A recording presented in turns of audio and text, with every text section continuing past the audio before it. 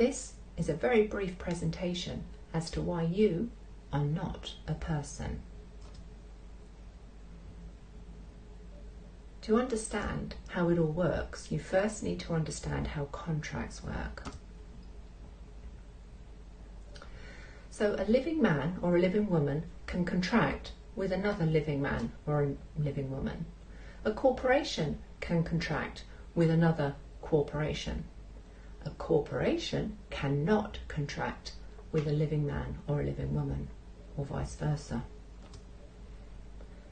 The government, which is formed of the Crown, the UK, the City of London, the police, social services, they're all profit-making corporations. So how is this corporation telling living men and women what to do? The way they do it is they set up what's called a legal fiction. So when you were born, unbeknownst to your parents, they registered your birth. So Joanne of the family Bloggs, who is the living woman or living baby at that time, became Miss Joanne Bloggs, surname in capitals, a corporation. That is a person. In 1862, the definition of person was changed to mean corporation. It's part of the legalese trickery. So now, the government, the corporation, can now contract with the legal fiction corporation of Joanne Bloggs, in capitals, the person. If you look at letters, fines, etc. that come through the post, you'll see there'll be different variants, but some or all of your name will be in capitals. Those are the various corporations that are set up in your name in order for the government to contract with you. So in order to contract with you, they impose rules, licenses, fines, bills, taxes, regulations. They are all contracts between the corporation of the government and the corporation of your legal fiction. For a contract to be valid, there are certain rules that need to be abided by. Firstly, the parties must be competent to contract, so they must be of the age of consent, they must be mentally able, and they must be free to contract between legal or lawful entities. There must be free and genuine consent. So that consent has not been obtained by fraud, deceit, coercion or mistake. There must be full disclosure, providing all material information that may influence the decision on both parties' behalves. There must be valuable consideration, so something of value needs to exchange between both parties. There needs to be certainty of terms. Those terms and conditions are fixed and they're unable to be changed without agreement. There must be a meeting of minds. So when those parties recognise and comprehend their obligations. There must be signatures or autographs in wet ink as recorded evidence of reciprocal consent. If the contract is between a living man or a living woman and another living man or living woman, then it's an autograph. If a person is signing on behalf of their legal fiction, it's a signature. And there must be privity of contracts, so that contract cannot be sold on to a third party. So there you have it. You, as the living soul, are not your legal fiction. You are not a person. However, you act on behalf of your legal fiction. So you choose what contracts you want to enter into. In common law, the laws are simple. You cause no harm, loss or injury to another living soul or their property. There's no threat of harm, loss or injury, and you're honourable in all your dealings. So let's look at the definition of crime. It is defined as an act committed in violation of a law.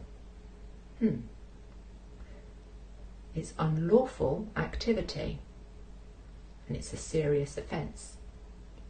So if you've forgotten to get insurance on your car, or you've forgotten to sawn it and you get sent a fine,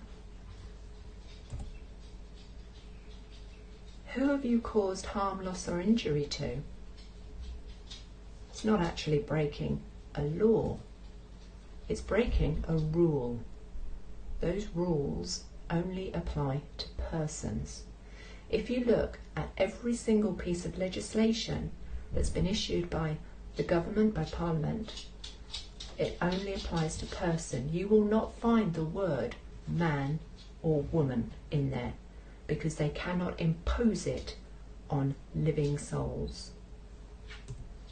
So think to yourself, where is the victim? So your legal fiction becomes a member of the Society of the UK Corporation. So you have to follow the rules of that society. Well, your legal fiction does. Let's look at this with a different perspective. You have a Tesco club card, for example. As a club card holder, you are a member of the Society of Club Card Holders. So Tesco's have just announced that they've come up with a new rule. You can only eat on a Wednesday if you eat in a Tesco's cafe. You have a club card. Their board has scrutinised and ratified the rule, so you've got to do what they say. Do you? No, you're not your club card. By the same token, you are not your legal fiction. However, you can't just ignore something that's been imposed on you. If you don't respond, i.e. if you exercise your right to silence, which is another trick, by the way, it's considered tacit acceptance. You must rebut. You have to state that what they're saying is not true. So if you need to rebut face to face, so say for example, a police officer is trying to impose a fine on you, that fine is an invitation to contract. That's how you have to look at it. So all you say is, I do not consent. I do not wish to contract with you. I do not answer questions. You need to stick to the script, because legalese has taken so many of the common English words and turned them against us in order to trip and trap us.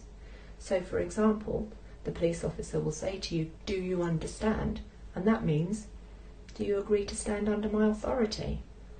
You would think to yourself, yeah, I understand what you're saying. And so you say, yes.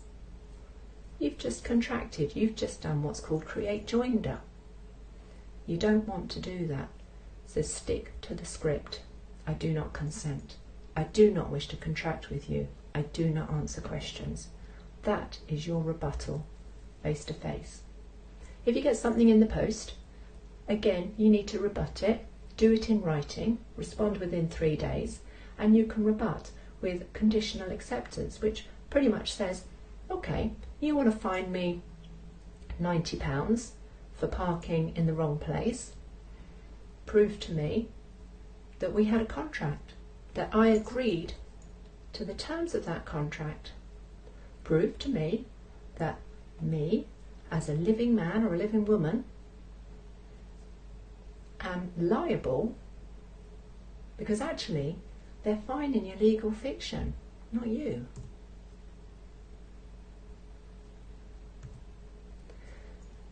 So don't let the corporations grey the simple understanding of the law. Everything other than common law is contract.